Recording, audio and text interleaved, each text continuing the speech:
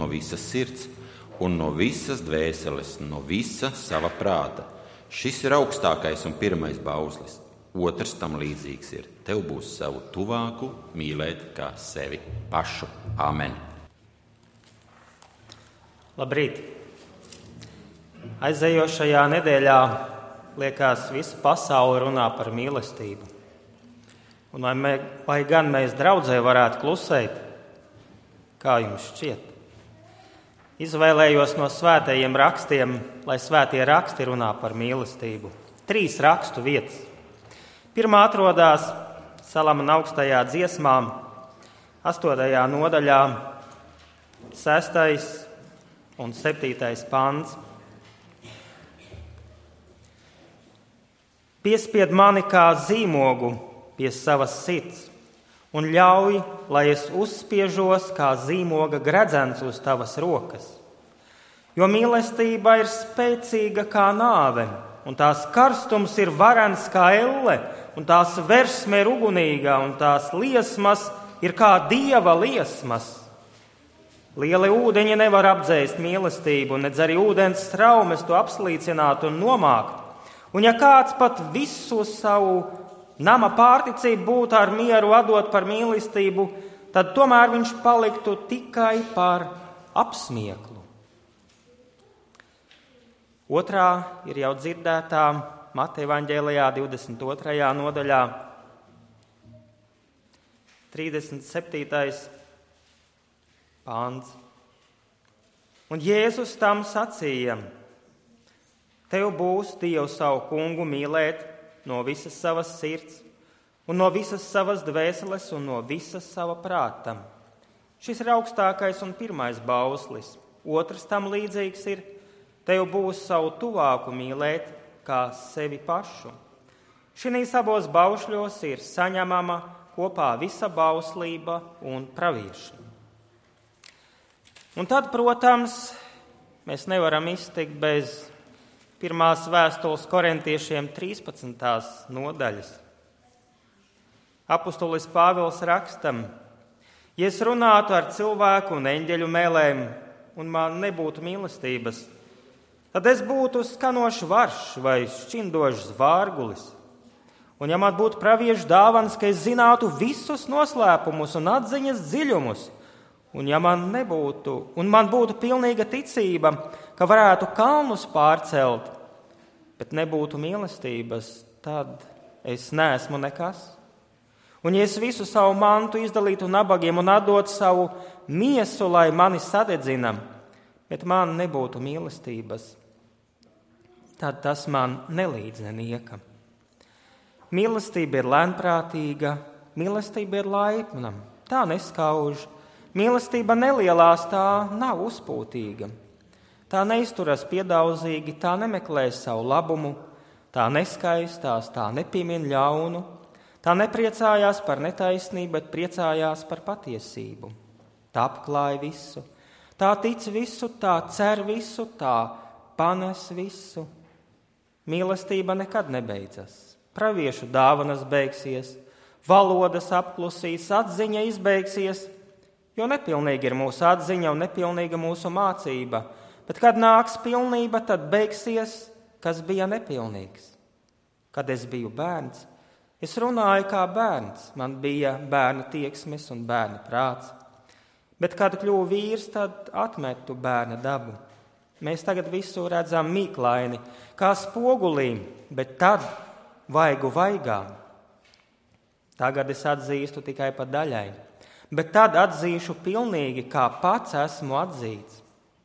Tā nu paliek ticība, cerība, mīlestība, šās 3, bet lielākā no tām ir mīlestība. Vai nav skaisti? Brīnišķīgas 3 rakstu vietas par mīlestību, bet savstarpēji arī ļoti atšķirīgas. Vai jutāt to? Pirmā Salamana augstajā dziesmā, kā tā tev šķiet, kā tu to uztver? Tas ir ārkārtīgi spēcīgas emocijas, kam nekas nevar stāvēt priekšā. Tā pārvar visu, tā iet pāri visam, tā ir neizprotams spēks, neizprotama darbība. Un vienā vārdā tur ir elle, un otrā vārdā ir Dievs. No zemākajiem zemumiem līdz augstākajiem augstumiem. Tas ir kaut kas neaprakstāms. Latviešiem mierīgiem cilvēkiem liekas, ka tas tā nav priekš mums. Meksikāņiem un spāņiem tur karstās asinis, tur emocijas sit augstu vilni. Mēs tās slāpējam. Tad otrā rakstu vieta. Tev būs mīlēt un būs darīt to un to. Tā šķiet kā pavēle, kā likums. Tur nav vieta emocijām. Tā ir pavēle. Tev tā jādara, tam tā jābūt. Un trešā rakstu vieta. Tā ir mierīga, rimta savā būtībā un apraksta mīlestības dziedinošo, laipno, pretīm nākošo, visu apklājošo, piedodošo dabu. 3 dažādi mīlestības apraksti. Jā, mēs reizēm sakām, jā, īpaši atcerāmies to rakstu vietu, kur Pēteris Jēzum jautāja, vai tu mani mīli, ka pastāv jau dažādi mīlestības veidi. Kā teikts, eros, fileo un agape. Erotiskā mīlestība, draugu mīlestība un dievišķā mīlestība. Vai ne tā? Jā. Un mēs veltīsim laiku, lai apskatītu katru no šīm un lūkotu, vai tām ir kaut kas kopējs, un kā tas izpaužās cilvēks savstarpējās attiecībās, kā tas izpaužās ģimenē, vīra un sievas un bērnu starpā, kā tas izpaužās draudzē un attiecībā pret Dievu. Mēs uzlūkosim arī dzīves reālos notikumos, kas aprakstīts svētajos rakstos. Es atceros, kad jau mūžībā, jeb dusošais brālis Kleimans mums mācīja, kā sastādīt svētrunas. Viņš teica, vislabākie ir Bībeles piemēri. Un šajā reizē es turos pie šī postulāta. Mēs balstāmies uz Bībeles piemēriem. Uzšķiram 1. Mūzes grāmatā, 29. nodaļa, no 15. līdz 20. pantam. 1. Mūzes grāmata, 29. nodaļa.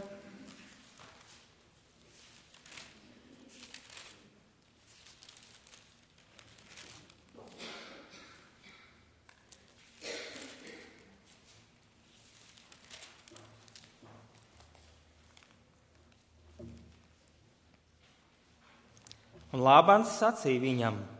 Tad šeit ir runa par to, ka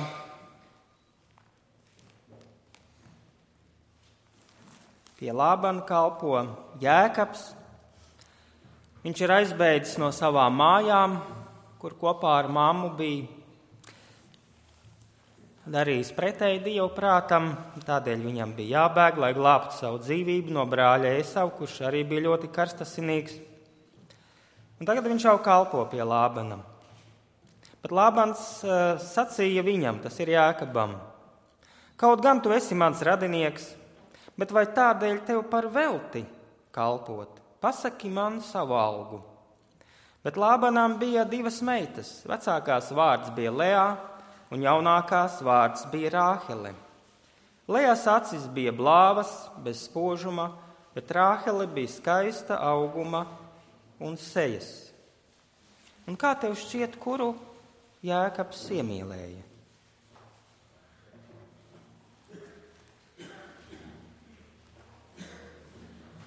Vai kā garīgam cilvēkam, vai viņam nevajadzētu izvēlēties Lejā, kas arī pēc tās vietas parašām un tikumiem būtu pirmā izdodama pie vīra? Bet viņš tomēr iemīlēja, kā tālāk ir teikts, to skaistāko, Leju. Rahēli. Un Jēkabs iemīlēja Rāheli un sacīja, es esmu ar mieru par Rāheli kalpot cik? 7 gadus.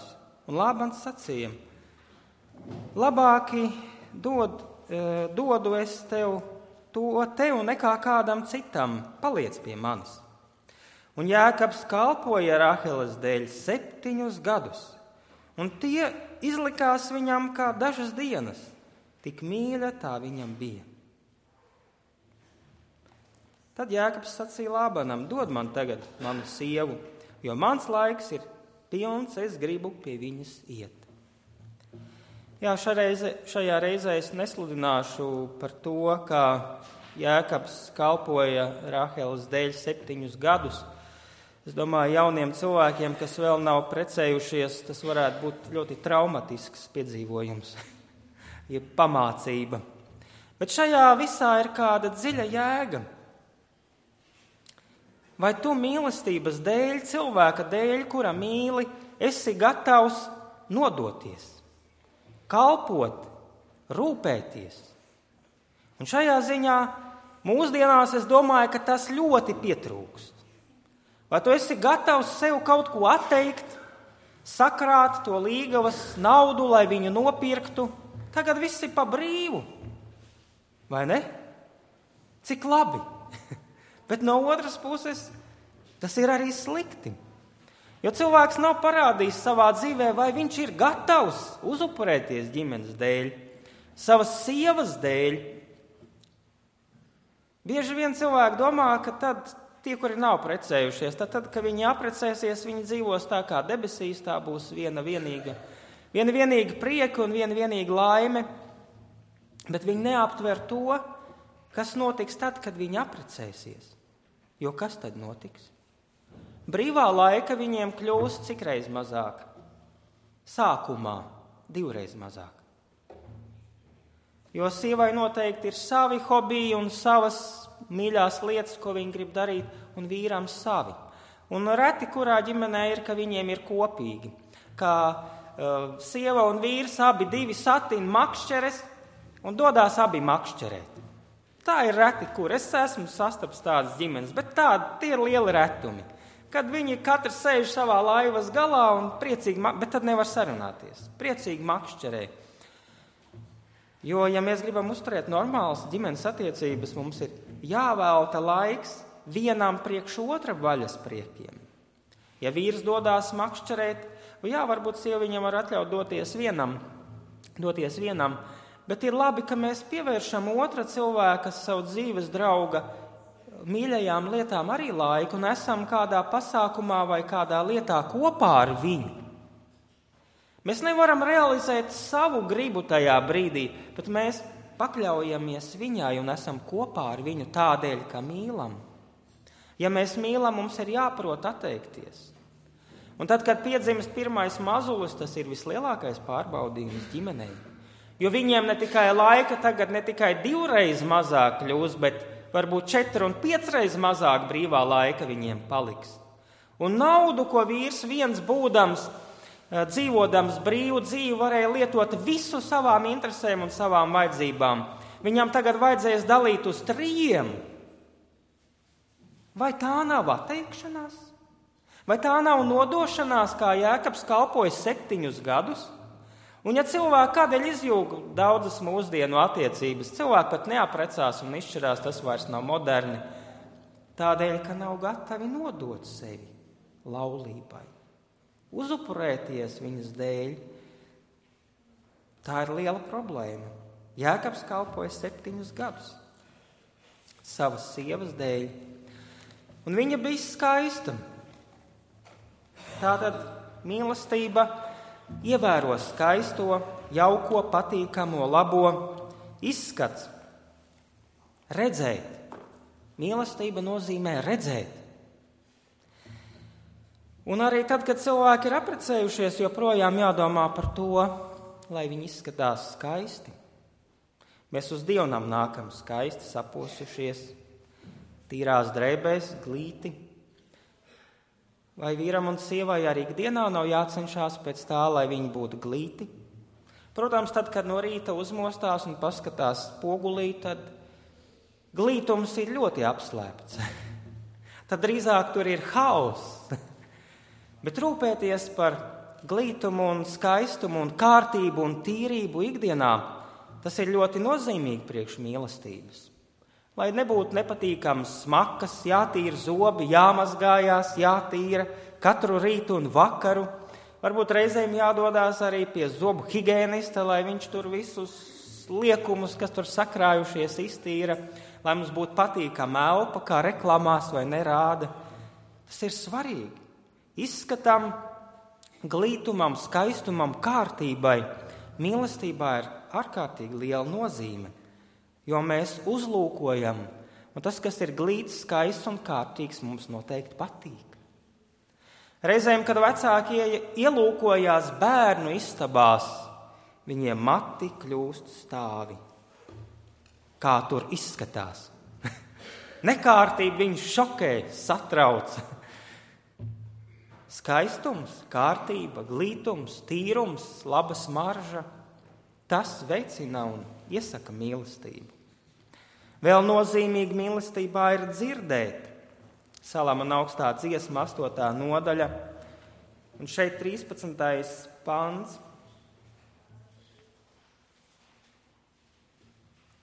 Dārgā, tu, kas mīti savos dārzos, liec atskanēt savai balsī un man to dzirdēt.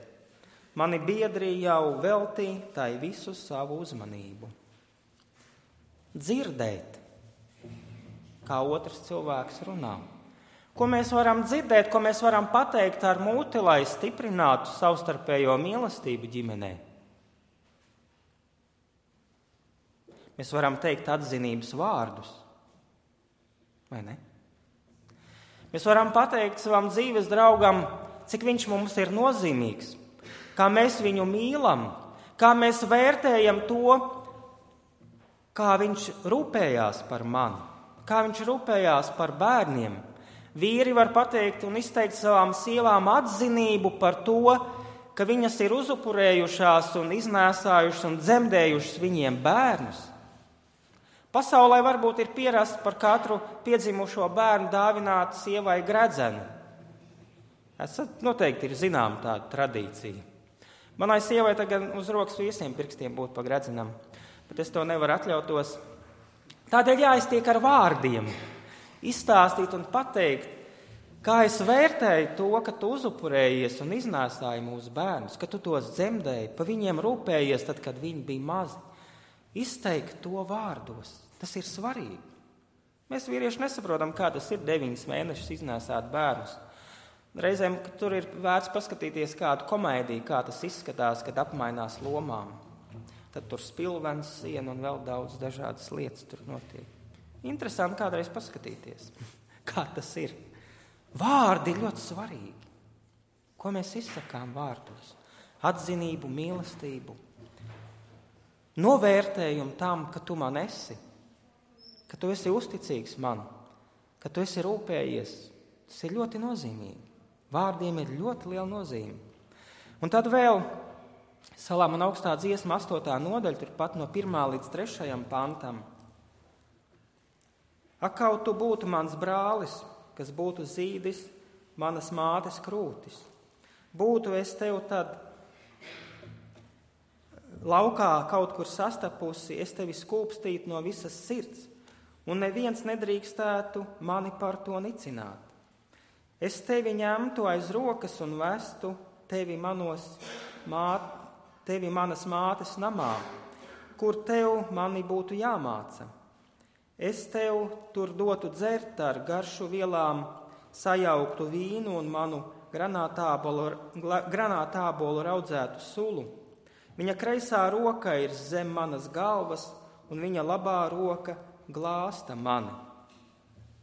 Par ko šeit ir runāts? Šeit ir runāts par pieskaršanos, par savstarpēju intīmu vakaru, par kopīgu barības baudīšanu, par skūpstiem un mīlestības sniegšanu vienam priekš otra. Tas arī laulībā ir ārkārtīgi nozīmīgi. Pirmkārt, mums ir jāveltī laiks vienam priekš otra sarunām. lai sarunātos. Cik daudz laika ir vajadzīgs laulātajiem sarunāties savā starpā? Dienā. Stundu, pusstundu, 10 minūtes, 5 minūtes, tad, kad televīzijā iet reklāmas starp filmām. Es domāju, jo vairāk, jo labāk. Ja tīpaši laulības sākumā cilvēkiem jāvēlt ļoti daudz laika šīm sarunām. Varbūt 2, 3, 4 stundas, lai savstarpēji sarunātos, lai atklātu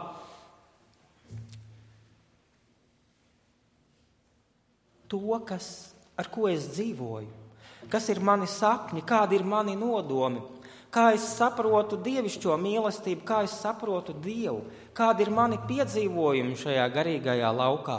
Kas ir tas, ko es gribētu darīt savā dzīvē vairāk par visu, kas ir mani sapņi? Kaut vai par pagājušo dienu, kāda tā man bija, ko es tajā darīju, kādus cilvēkus sastapu, kā es jutos, kā ar mūsu bērniem, kā mēs viņus audzinām, kādas ir viņu labās un pozitīvās īpašības, kur ir bīstamības katram no viņiem. Mums ir jāveltī ļoti daudz laika, lai savstarpēji sarunātos, lai dalītos. Jo ko nozīmē mīlestība? Mīlestība tas ir dot laiku vienam priekš otra un dalīties vienam ar otru. Savās emocijās, pārdzīvojumos, sapņos, garīgajās pārdomās. Tas, ko es esmu atradis, lasot svētos rakstus. Tas ir ārkārtīgi nozīmīgi, un tur laika nedrīkst būt par maz. Arī kopīgi mīlesti. Svētajos rakstos mīlestīm ir ļoti liela nozīme piedāvāt. Vai ne? Tur Atklāsmes grāmatā 3. nodaļā 20. pantā mēs lasām, ka Kristus saka, es klaudzinu pie durvīm, un kas durvis atdara, es pie viņa ieiešu, un turēšu ar viņu mīlestību, un viņš ar mani.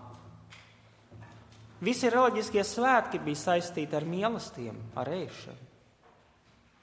Un, lai mēs uzturētu, stiprinātu mīlestību, ir vajadzīga šāda intīma mīlestība, kad ģimene vai varbūt tikai vīrs un sieva ir kopā, lai šādā vakarā būtu viens priekš otram, lai sarunātos, veltītu viens otram mīļus vārdus, lai kopīgi baudītu ēdienu un sniegtu viens otram mīlestību arī ar glāstiem un skūpstiem. Tas ir ārkārtīgi nepieciešams, lai mīlestība varētu pastāvēt. Ir kāda vai tā anekdote, vai varbūt īsts dzīves notikums. Kādam vīram tiek jautāts, kad tu pēdējo reizi teici savai sievai, ka tu viņu mīli? Pirms 20 gadiem. Kā tad tā? Ja kaut kas mainīsies, es viņai pateikšu. Ar to, kas kādreiz bijis, jauks, skaists un labs nepietiek.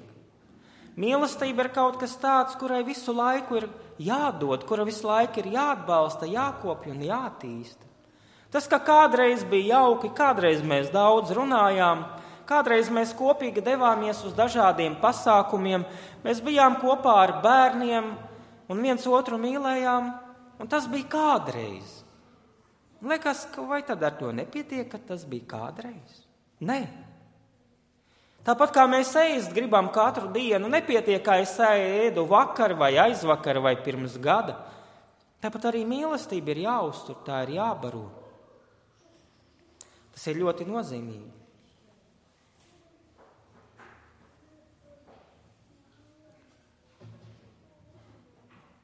Tāpat kā šīs labās lietas darbojās, lai uzturētu mīlestību. Tāpat šīs labās lietas, ja tās ir vērstas pret citu personu, darbojās, lai izjauktu laulību un lai rastos kādas mīlestības attiecības ārpus laulības. Un tur darbojās tieši šie paši apstākļi. Kopā pavadīts laiks, kopīgas sarunas, kopīgas rūpes vienam par otru, dalīšanās ar pārdzīvoto, kopīgs darbs. Es domāju, ka no pagājušajiem laikiem vispopulārākais ārpus laulības, jeb laulības pārkāpšanas pāris ir priekšnieks un viņa sekretāri, ja tā skatāmies, ja? Es domāju, ka tas ir daudzās filmās apspēlēts, daudzos teātros un daudz kur citur. Kāpēc? Kāpēc tieši šīs divas personas? Tāpēc, ka viņi pirmkārt pavada daudz laiku kopā, ir kopīga nodarbe, kopīgas rūpes par vienam par otru, sarunas, dalīšanās un rūpes. Un tas ir ļoti bīstami. Ir ļoti labi, ka mums ir ģimenes draugi, bet dažreiz kā mēdz notikt, ka sievas labākā draudzene kļūst par viņas vīra aizvīlēju. Tā. Ir ģimene, vīrs un sieva, un šai ģimenei ir draudzene, kura daudz laika pavada kopā ar viņiem. Un tad kādā brīdī vīrs sievai atzīstas, ka viņš mīl viņas draudzeni. Kur ir problēma? Tajā, ka viņi pavada daudz laika kopā, ka viņi rūpējās, viņi dalās. Un tā tas notiek. Un tā tas notiek arī kristīgās draudzēs. Tā tas notiek mūsu Latvijas draudzēs, kur neviens tieši tāds gadījums ir bijis. Ir ļoti jauka draudzība. Ģimene un kāds cits vīrietis vai sieviete. Un pēc kāda laika tiek konstatēts, ka mīlestības attiecības ir mainījušās. Ir jābūt ļoti uzmanīgiem šajās lietās. Un šajā vietā mums var palīdzēt tas solījums, ko esam devuši laulībā, un tas cietais likums, ko mēs lasījām kā otro, ka mēs izdarām apzinātu lēmumu, ka mēs mīlēsim šo cilvēku, ko Dievs mums ir devis līdz nāve mums šķirs. Tas ir apzināts lēmums, bez emocijām, bez kādas lidināšanās gaisā, apzināts lēmums. Kāds ir laulības solījums, ko dod baznīcā? Kuri baznīcā ir laulājušies, kāds ir tas solījums, ko jūs devāt, ko mēs devām? Kurš var pateikt, piecelties tagad un pateikt, kādu solījumu viņš ir devis?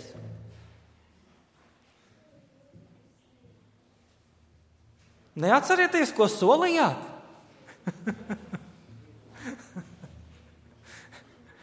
Ko solījāt? Kā tad var turēt, ja neatcerās, ko solīja? Teica tikai jā, bet par ko jā?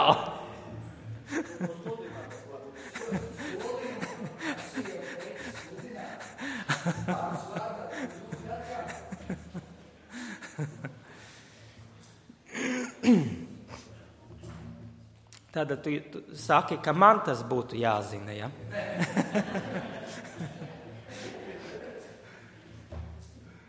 Labi, es varu mēģināt atcerēties. Vai tu, līgavaini, apsolies ņemt šo sievieti, savu līgavu, par savu laulāto draudzeni un viņu mīlēt, cienīt un rūpēties par viņu slimībā un veselībā, bagātībā un nabadzībā, un aizmirstot visas citas, mīlēt vienīgi viņu un tikai viņu un nodoties viņai līdz nāve mūs šķirs. Jā! Paldies! Un tagad jautājām līgavai. Un aizmirstot visas citas, tu pieņem lēmumu, ka tu visas pārējās citas skaistās un jaukās laipnās sievietes un māsas neuzlūkos kā savu sievu un nepielaidīs domu, un ja tāda pat ieskries tavā prātā, ka viņa ir tik jauka, skaista un patīkama, ka jums nevar ar viņu būt nekas cits, ka tu esi solījies vienai un tikai vienīgai savai laulātai draudzenei. Un sieva ir solījusies tieši to pašu savam laulātajam draugam. Mēs nevaram būt Jēkabs, kuram bija 4, un Salamans, kuram bija 1000. Viņiem bija ļoti daudz problēmu. Labāk ar vienu, tur tāpat pietiek problēmas reizēm.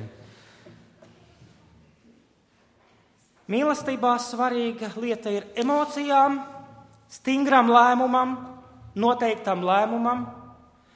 Un mīlestībā noteikta vieta arī ir dievišķai mīlestībai, laulībā. Laulībā svarīga vieta ir arī dievišķai mīlestībai. Mīlestība ir laipna, tā neskauž, tā nelielās, tā nodod sevi otram, tā piedod, tā pārklāja visu, tā aizmirst visu. Vai tāda mīlestība laulībā ir vajadzīga? Ja pietiek ar tām pirmajām 2, ar stiprām emocijām, ar stingru lēmumu, un tad viss ir kārtībā. Droši vien, ka nē. Ir vajadzīga arī tā 3., tā dievišķā mīlestība. Vai tad negadās laulībā, kad mēs pasakām viens otram ne to, ko vajadzēja, kad mēs apvainojam, varbūt esam nevērīgi, varbūt esam egoistiski, varbūt ar gadiem pierodam pie tām ērtībām un labumiem, ko dzīves draugs mums sniedz, un sākam nevērtēt, kļūstam neuzmanīgi. Varbūt neveiksmīgi pajokojam, jeb esam netaktiski savā atklātībā, un tas rada problēmas. Un tad pienāk laiks, kad ir vajadzīga šī dievišķā agapes mīlestības iezīme laulībā. Un tā ir ļoti liela nozīme. Es gribētu jautāt, vai dievišķajā mīlestībā ir arī eros mīlestības iezīmes? Jeb nē. Tā viena ir pavisam kaut kas cits, un tā otra ir pavisam kaut kas cits. Es aicinu izlasīt Jāņa vēstulē, Jāņa 1. vēstule, 1. nodaļa no 1. līdz 3. pantam. Apostoļa Jāņa 1. vēstule, 1. nodaļa.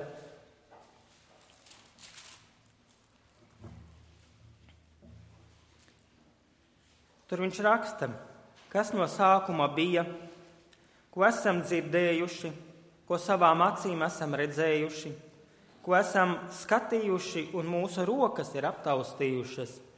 Dzīvības vārdu, dzīvība ir parādījusies, mēs esam redzējuši un apliecinām un pasludinām jums mūžīgo dzīvību, kas bija pie Tēva un mums ir parādījusies. Ko mēs esam redzējuši un dzirdējuši, to pasludinām arī jums, lai jums būtu sadraudzība ar mums, un mūsu sadraudzība ir ar Tēvu un viņa dēlu Jēzu Kristu.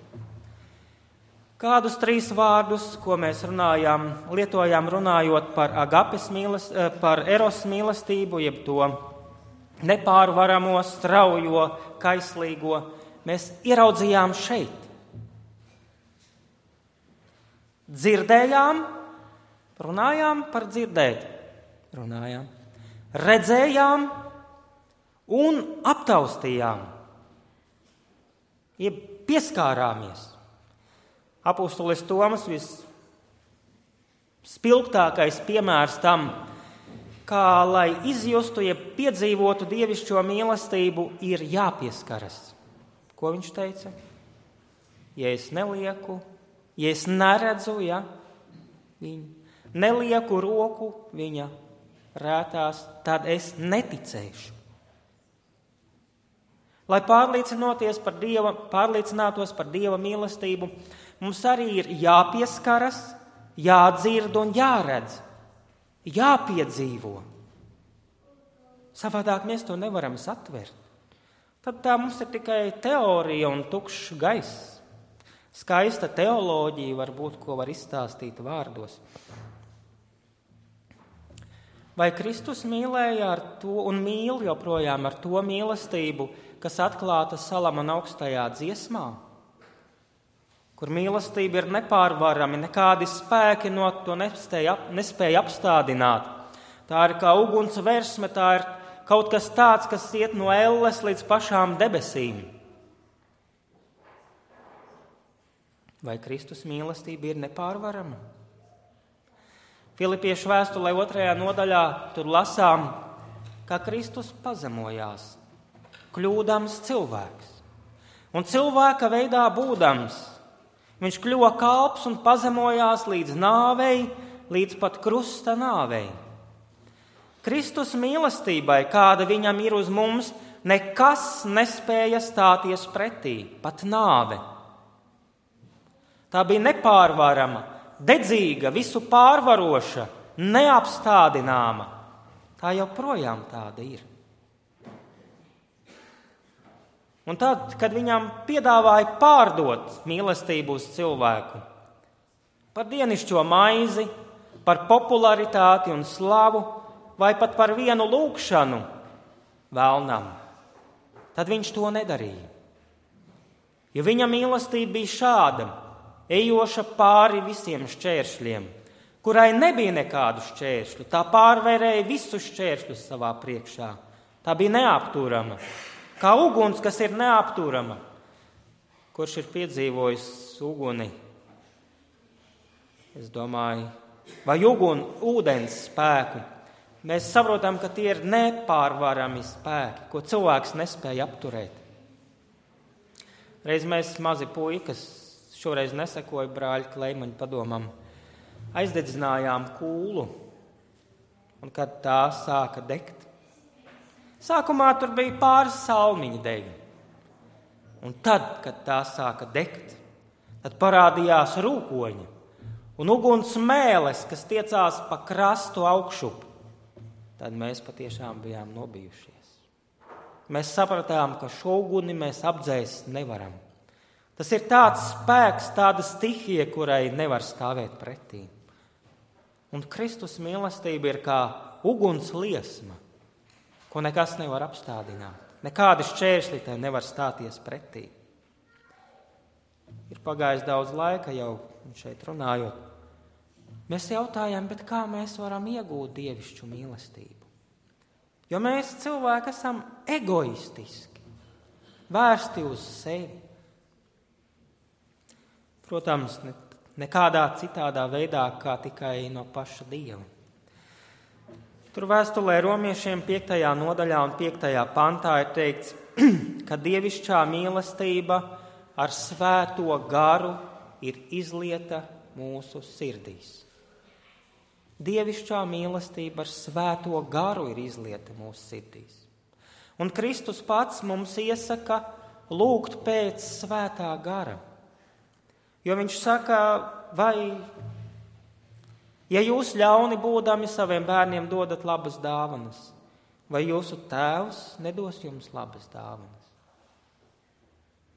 Ja mēs esam viņa bērni, mēs piederam viņam, un mēs lūdzam pēc svētā gara un mīlestības savā sirdī, vai viņš mums to nedos?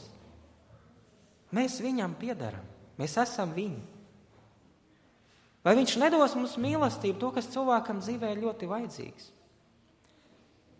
Jā, varbūt reizēm tas atnāk dīvainā veidā, neparastā veidā, kas prasa no mums pašateikšanos, uzupurēšanos, spēju pateikt savām vēlmēm nē un rūpēties par otru cilvēku. Tā tas var notikt, kad mēs lūdzam pēc mīlestības. Bet vai Dievs nav arī tas, kurš dod mums spēju mīlēt tā, ka spējam aizmirst sevi? Vai Dievs nav tas, kurš spēj dot mums arī pietiekošu noteiktību un stipru gribu turēt svēto laulības solījumu? Jā, viņš ir tas, kurš to var dot. Vai viņš ir tas, kurš var izmainīt man dzīves draugu? Jā, viņš ir tas. Mums jālūdz arī, ļoti jālūdz vienam par otru. It īpaši tad, kad ir sarežģījumi un konflikti. Varbūt citreiz to jācenšas atrisināt saviem spēkiem, bet atrisināt lūkšanā.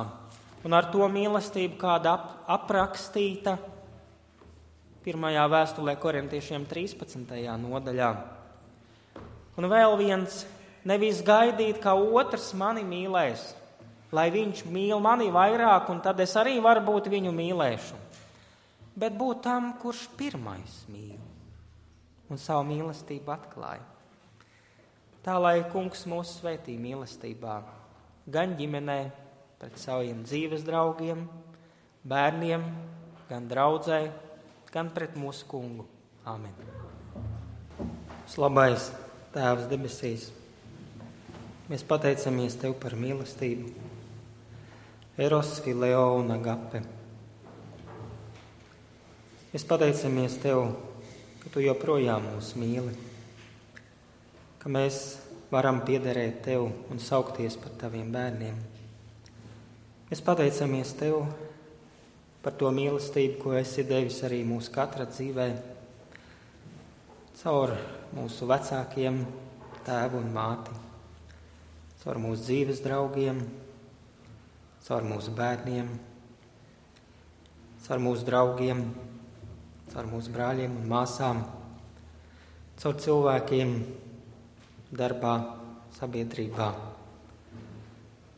Labais Kungs, mēs apzināmies, ka bez mīlestības nespējam dzīvot. Mēs apzināmies, ka bez Tavas mīlestības, ko Tu mums esi sniedzis un joprojām turpini sniegt, nevar pastāvēt nekas, ne draudze, ne laulība, ne arī šī pasaule. Tādēļ mēs lūdzam, ka Tu mums dāvini šo brīnišķīgo, neaprakstāmo dāvanu mīlestību arī turpmāk. Ikvienā dzīves dienā, lai tā ir jauna, spirgta, iedrošinoša, iedvesmojoša, nomierinoša un stiprinoša. Tā to lūdzam Kristus vārdā. Āmen.